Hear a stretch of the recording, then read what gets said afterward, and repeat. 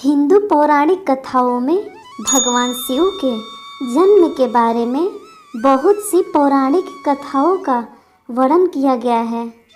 कहा जाता है कि सृष्टि की शुरुआत में एक विशाल निराकार ब्रह्मांडीय महासागर के अलावा कुछ भी नहीं था। यह महासागर सारी सृष्टि का स्रोत था, गर्भ जहाँ से सब कुछ निकला और अंततः सब कुछ उसी में लौट आया।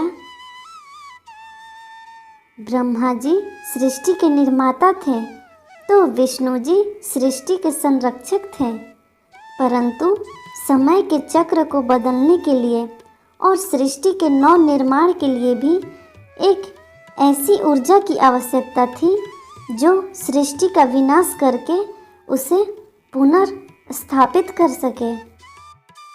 इस ब्रह्मांड को एक शक्ति, एक ऊर्जा की आवश्यकता है जो विनाश और कायाकल्प के माध्यम से संतुलन ला सके। इस दुर्जय भूमिका को कौन निभाएगा? ब्रह्मांड को वास्तव में ऐसी शक्ति की आवश्यकता है, एक शक्ति जो हमसे परे है, समय, विनाश और पुनर्जीवन के चक्र को चलायमान रखने वाली एक शक्ति।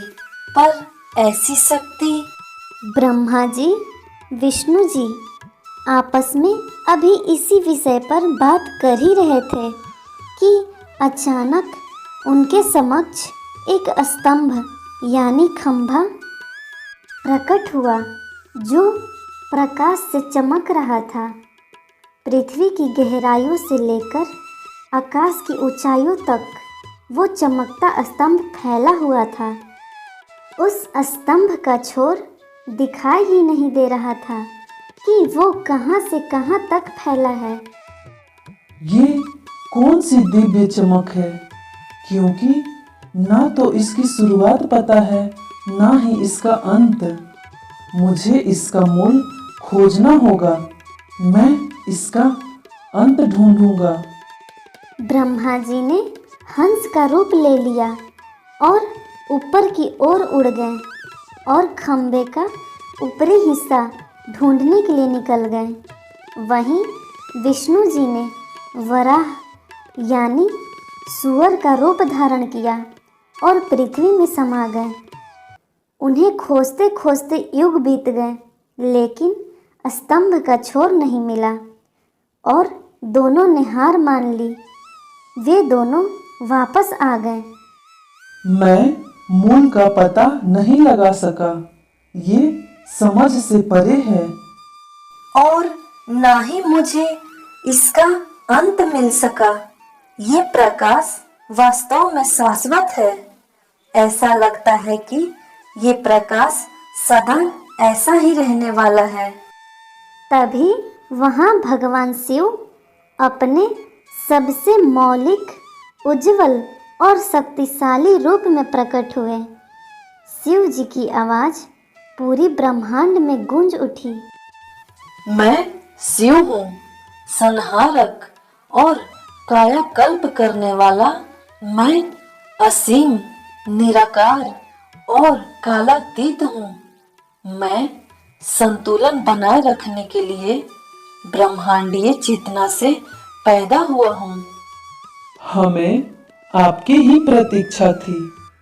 हम आपका स्वागत करते हैं। ब्रह्मांड चक्र के तीसरे और महत्वपूर्ण पहलू भगवान शिव के साथ मिलकर हम सृजन, संरक्षण और विनाश के संतुलन को बनाए रखेंगे।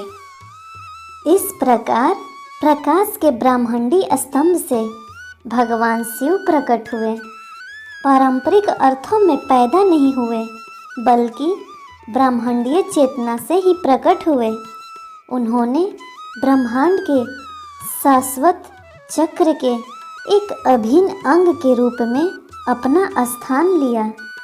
विनाश को अंत के रूप में नहीं, बल्कि पुनर्जन्म और नवीकरण के लिए एक आवश्यक प्रक्रिया के रूप में दर्शाया।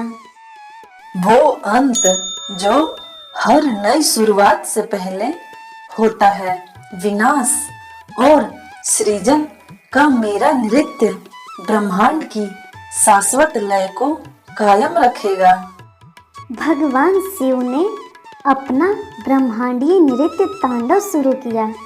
ब्रह्मांड उनकी ऊर्जा से गूंज उठा, जो विध्वंसक और पुनर्जीवनकर्ता के रूप में उनकी भूमिका का प्रमाण है, जो अस्तित्व के अंतहीन चक्र का एक अनिवार्य हिस्सा है। भगवान विष्णु और ब्रह्मा जी ने मान लिया कि शिव ही सबसे महान और शक्तिशाली हैं।